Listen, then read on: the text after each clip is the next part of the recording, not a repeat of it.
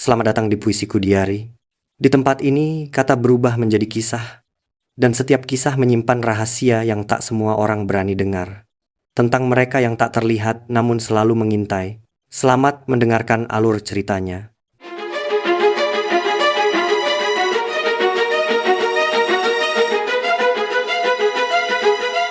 Aku mau kamu berhenti sebentar sebelum lanjut. Kalau sekarang kamu lagi dengerin ini sendirian, entah itu malam atau siang, coba perhatiin sekitar kamu. Dengerin baik-baik. Kadang, cerita horor itu nggak datang dalam bentuk sosok atau penampakan, tapi lewat ingatan. Lewat tempat yang pernah kamu datangi setiap hari, tanpa pernah kamu curigai apapun. Cerita ini tentang sebuah sekolah. Bukan sekolah angker yang katanya penuh pocong atau jeritan, tapi sekolah yang diam, dan justru karena diam itulah, dia menyimpan sesuatu. Kalau kamu pernah sekolah di bangunan tua, cerita ini mungkin terasa terlalu dekat. Aku mau mulai pelan-pelan. Aku ingin kamu membayangkan dirimu sendiri berdiri di halaman sebuah sekolah tua. Pagi hari, udara masih dingin. Matahari belum sepenuhnya naik. Cahayanya jatuh miring, menyentuh tembok-tembok lama yang catnya sudah tidak secerah dulu. Daun-daun besar di pinggir lapangan tidak bergerak. Tidak ada angin. Tidak ada suara selain langkah kakimu sendiri. Sekarang aku tanya kamu, dan jawabnya nggak perlu keras-keras. Pernah nggak kamu masuk ke sebuah tempat yang secara logika harusnya biasa saja, tapi tubuhmu seperti bereaksi lebih dulu sebelum pikiranmu sempat menilai? Bukan takut, bukan panik, tapi dada terasa berat, seperti ada yang menekan pelan. Langkah kakimu melambat, nafas terasa sedikit lebih pendek.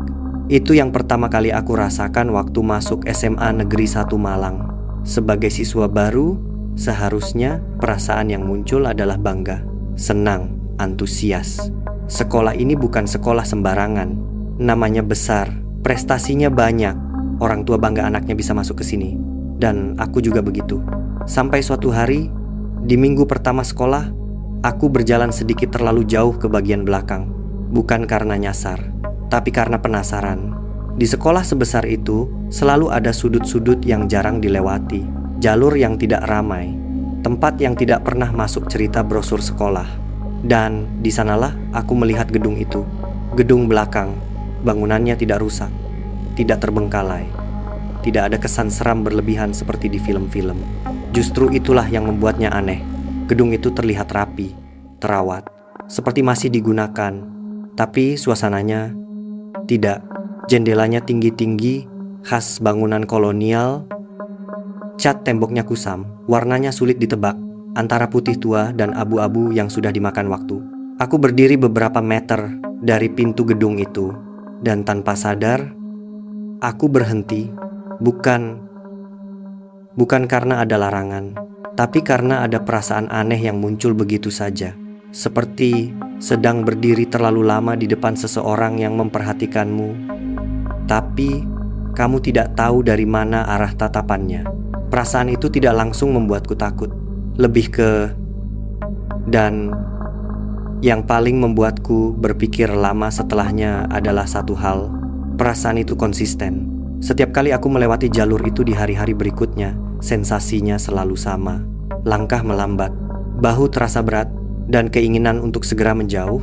Awalnya, aku pikir itu cuma perasaanku sendiri. Sampai suatu hari, saat jam istirahat, aku duduk bersama beberapa teman baru. Tanpa aku pancing, salah satu dari mereka tiba-tiba berkata pelan, "Kalian ngerasa nggak sih? Kalau lewat gedung belakang itu rasanya beda." Obrolan langsung berhenti. Beberapa orang saling pandang, ada yang tertawa kecil untuk menutupi rasa nggak nyaman. Ada juga yang mengangguk pelan. "Kayak nggak enak aja," kata yang lain. Waktu itu kami menertawakannya, karena lebih mudah menertawakan sesuatu daripada mengakuinya. Kami masih terlalu muda untuk percaya bahwa sebuah tempat bisa menyimpan sesuatu. Kami belum tahu bahwa rasa tidak nyaman itu bukan datang dari imajinasi. Dan gedung itu bukan sekadar bangunan tua yang kebetulan sepi. Ada satu hal yang baru aku sadari setelah beberapa bulan bersekolah di sana. Sekolah itu hidup di siang hari, ramai, berisik, penuh suara tawa, langkah kaki, dan teriakan dari lapangan. Tapi ketika sore datang, sekolah itu berubah. Dan perubahan itu paling terasa di gedung belakang. Aku mulai memperhatikannya pelan-pelan. Bukan karena sengaja, tapi karena tubuhku seperti selalu waspada setiap kali berada di jalur itu. Setiap kali bel pulang berbunyi dan siswa lain bergegas keluar, area gedung belakang selalu lebih dulu sepi. Bahkan sebelum jam 4, guru-guru tidak pernah berdiri lama di sana. Kalau lewat, mereka mempercepat langkah, tidak berhenti, tidak menoleh. Awalnya aku pikir itu cuma kebetulan, sampai suatu hari aku memperhatikan jadwal kelas. Beberapa ruang di gedung utama sering berpindah-pindah, tapi ruang di gedung belakang hampir tidak pernah muncul di jadwal resmi. Kalaupun ada, itu biasanya hanya tertulis samar, ruang cadangan, dan ruang cadangan itu jarang sekali dipakai. Kalau kamu pernah berada di lingkungan seperti itu, kamu pasti paham. Ada tempat-tempat yang secara tidak tertulis disepakati untuk tidak disentuh. Bukan karena aturan, tapi karena semua orang, entah sadar atau tidak, merasakan hal yang sama. Sore itu, guru sejarah memanggil aku, Bagas, dan Doni. Nada suaranya biasa saja. "Ambilkan arsip lama di gedung belakang." "Ya," katanya. Aku ingat jelas, ada jeda hening sesaat di antara kami bertiga. Bukan lama, tapi cukup untuk saling melirik. Jam menunjukkan pukul 16:30. Sekolah sudah hampir kosong. Langit mulai berubah warna. Cahaya matahari masuk dari sela jendela, memanjang, membuat bayangan terlihat lebih panjang dari seharusnya. Langkah kaki kami terdengar terlalu jelas di koridor. Setiap suara kecil terasa diperbesar. Saat kami berdiri di depan pintu gedung belakang, aku sempat ragu. Tanganku sudah menyentuh gagang pintu, tapi belum menekannya. Ada dorongan kecil dalam hati yang berkata, "Nggak usah sekarang." Tapi tentu saja, aku mengabaikannya. Pintu terbuka, dan begitu kami masuk, perbedaannya langsung terasa. Udara di dalam gedung itu lebih dingin. Bukan dingin karena AC, tapi dingin yang datang dari tembok, dari lantai, dari ruangan yang terlalu lama, jarang disentuh manusia, baunya khas, kayu tua, kertas lembab, dan sesuatu yang tidak bisa kamu jelaskan dengan kata-kata. Kami berjalan menuju ruang arsip. Lampu menyala, tapi cahayanya redup, seolah tidak pernah benar-benar terang. Rak besi berdiri berjajar, penuh map-map coklat tua. Tulisan di labelnya sudah banyak yang pudar. Kami mulai bekerja sambil bercanda kecil, berusaha mencairkan suasana, sampai tiba-tiba, "Griit," suara itu muncul. Pelan, panjang, suara papan tulis yang digeser. Aku berhenti bergerak. Bagas menoleh ke arahku. Doni menahan napas. "Kalian dengar nggak?" bisik Doni. Aku tidak langsung menjawab, karena saat itu aku sedang memastikan satu hal. Di ruang arsip itu tidak ada papan tulis. Suara itu terdengar lagi, lebih jelas. Seperti seseorang berdiri di depan kelas, merapikan papan sebelum mulai mengajar. Lalu, tok, suara kapur jatuh ke lantai. Kami bertiga saling pandang. Tidak ada yang tertawa sekarang, tidak ada yang mencoba bercanda.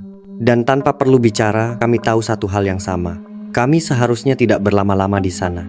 Kami mengambil arsip secepat mungkin. Langkah kami saat keluar terdengar terburu-buru. Dan saat pintu gedung itu tertutup di belakang kami, aku bersumpah udara di luar terasa jauh lebih ringan. Sejak sore itu, gedung belakang bukan lagi sekadar bangunan sepi. Ia berubah menjadi sesuatu yang secara sadar kami hindari. Karena kami tahu ada aktivitas di dalamnya, meskipun seharusnya tidak ada siapa-siapa. Setelah kejadian sore itu, ada satu perubahan kecil tapi terasa jelas. Kami jadi lebih sering memperhatikan hal-hal yang sebelumnya kami anggap sepele.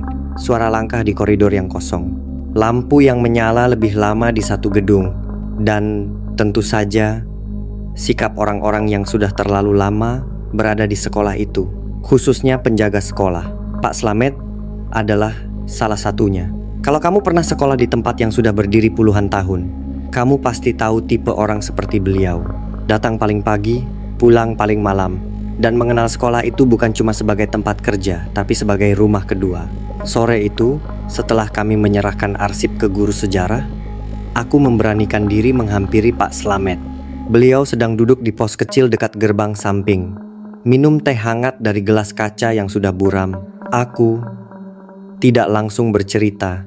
Aku cuma bertanya pelan, "Pak, Gedung belakang itu dulu dipakai buat apa ya? Pak Slamet menatapku lama, bukan tatapan kaget, lebih ke tatapan orang yang sedang menimbang apakah cerita ini pantas dibagikan atau tidak. Beberapa detik berlalu, lalu beliau menghela napas panjang.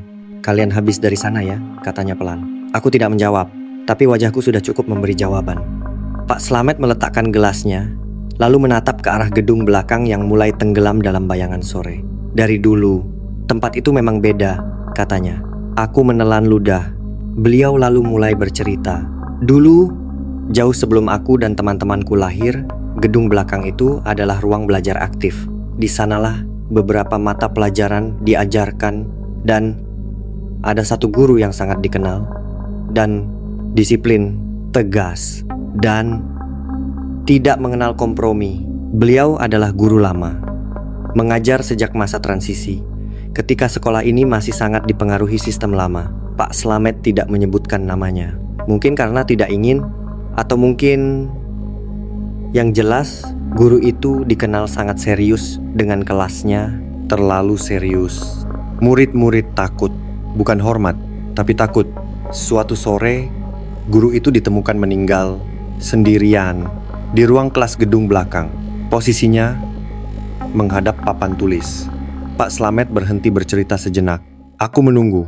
Beliau lalu melanjutkan dengan suara lebih pelan. "Sejak saat itu, suara papan tulis sering terdengar malam-malam. Kadang sore, aku merinding karena suara itu persis seperti yang kami dengar." Pak Slamet melirik ke arahku. "Kalian dengar itu juga kan?" Aku mengangguk pelan. Beliau tersenyum tipis. Bukan senyum senang, tapi senyum orang yang sudah lama berdamai dengan sesuatu yang tidak bisa diubah. "Beliau masih mengajar," kata Pak Slamet. Kalimat itu sederhana, tapi entah kenapa, justru itulah yang paling membuat dadaku terasa berat. Masih mengajar, artinya ada sesuatu yang masih merasa punya kewajiban di sana. Masih merasa kelasnya belum selesai. Pak Slamet menambahkan satu hal sebelum aku pergi. "Makanya, jangan sendirian ke situ. Dan jangan lama-lama." Sejak hari itu, setiap kali aku melewati gedung belakang, aku tidak lagi hanya merasa tidak nyaman.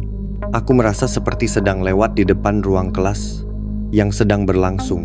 Hanya saja, aku tidak bisa melihat murid-muridnya. Dan aku berharap namaku tidak pernah dipanggil. Kalau kamu masih ingat cerita-cerita sebelumnya, kamu pasti sadar satu hal. Semua kejadian aneh itu selalu terjadi saat kami tidak benar-benar sendirian. Selalu bertiga. Selalu ada suara manusia lain. Selalu ada kemungkinan bahwa semuanya cuma sugesti. Sampai malam itu datang, malam di mana aku benar-benar sendirian. Sekolah mengadakan persiapan acara pentas seni, kegiatan yang mengharuskan beberapa siswa bertahan sampai malam.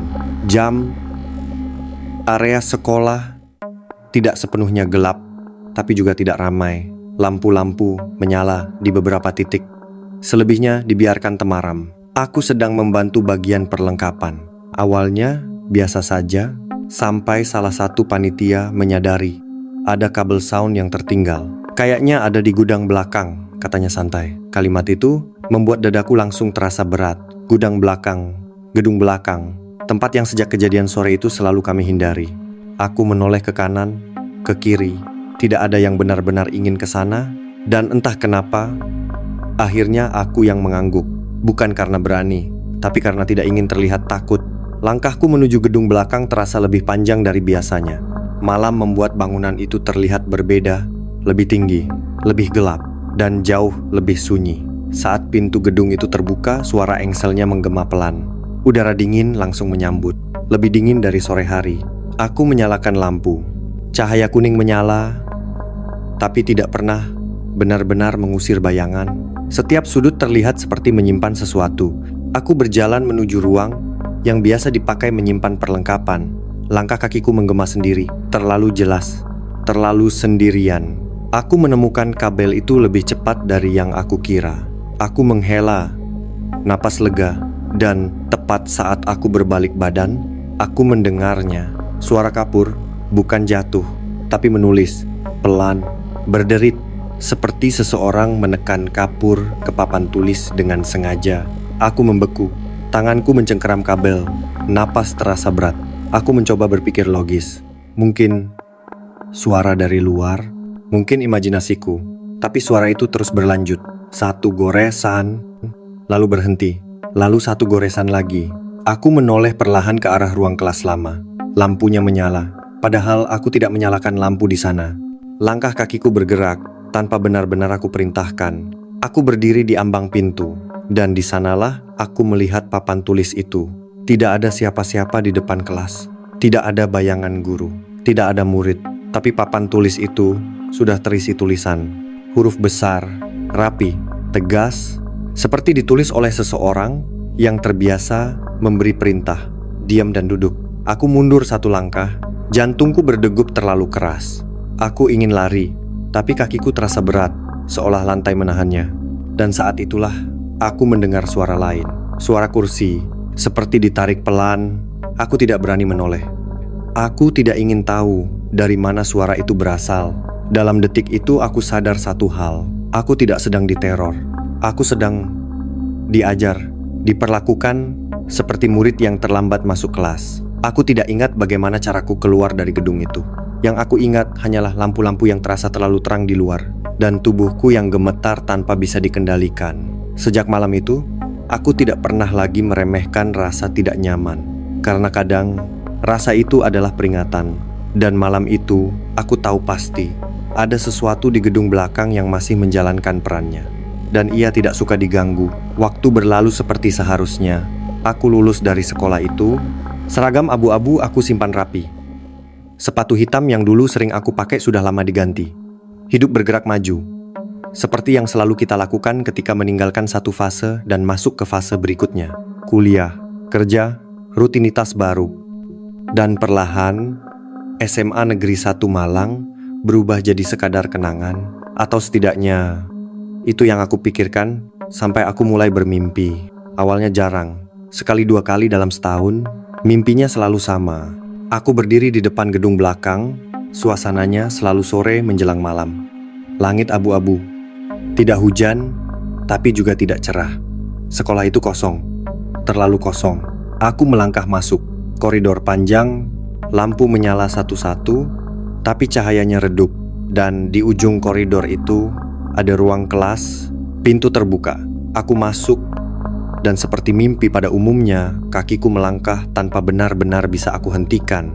Papan tulis ada di depan, putih, bersih, lalu perlahan, tulisan mulai muncul.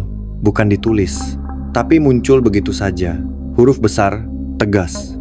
Pelajaran belum selesai. Tiap kali kalimat itu muncul, aku selalu terbangun dengan dada sesak, keringat dingin, dan perasaan bersalah yang aneh. Seperti aku baru saja meninggalkan sesuatu atau seseorang. Tahun demi tahun berlalu, mimpi itu tidak hilang. Ia hanya datang lebih jarang. Tapi setiap kali datang, rasanya selalu sama beratnya. Sampai suatu hari, ada acara reuni kecil, aku ragu untuk datang. Bukan karena tidak mau bertemu teman lama, tapi karena aku tahu, cepat atau lambat, aku akan melewati gedung belakang itu lagi. Dan benar saja, saat aku melangkah masuk ke area sekolah, suasana itu kembali. Tidak berubah. Pohon-pohon masih berdiri di tempat yang sama, lapangan masih luas. Dan gedung belakang itu masih berdiri diam. Aku tidak mendekat. Aku hanya melihat dari kejauhan. Tapi saat itulah aku merasakannya. Perasaan yang dulu sering datang, berat di dada, dan sensasi seperti sedang diperhatikan. Aku menoleh ke arah jendela lantai atas. Dan entah ini hanya perasaanku atau bukan, aku melihat bayangan seseorang berdiri menghadap papan tulis. Tidak bergerak, tidak menoleh. Seperti sedang menunggu murid-muridnya kembali ke tempat duduk. Aku langsung memalingkan wajah. Aku tidak ingin memastikan apapun. Karena ada beberapa hal yang lebih baik dibiarkan sebagai dugaan. Dalam perjalanan pulang hari itu, aku akhirnya menyadari satu hal. Tidak semua yang mengajar bisa menerima bahwa waktunya sudah selesai. Tidak semua tempat mau melepaskan kenangannya. Dan mungkin di gedung belakang SMA Negeri 1 Malang itu masih ada seseorang yang setiap hari datang tepat waktu, berdiri di depan papan tulis, menunggu kelas dimulai, menunggu murid-muridnya kembali. Karena baginya, pelajaran itu tidak pernah benar-benar berakhir Sekarang aku mau kamu berhenti sebentar. Coba ingat-ingat, kalau kamu pernah sekolah di bangunan tua, pernah nggak kamu merasa malas masuk ke satu ruang kelas tertentu tanpa alasan jelas? Pernah nggak kamu dengar suara aneh saat sekolah sudah sepi? Kalau pernah, mungkin itu bukan cuma perasaan kamu. Karena tidak semua tempat kosong setelah bel pulang berbunyi, dan tidak semua yang pernah mengajar bisa menerima bahwa murid-muridnya sudah pulang. Kalau kamu punya cerita serupa, simpan baik-baik atau ceritakan, karena bisa jadi ceritamu belum selesai. Jika kalian suka dengan video seperti ini, jangan lupa like, komen, share, dan subscribe untuk update video-video terbaru lainnya. Terima kasih.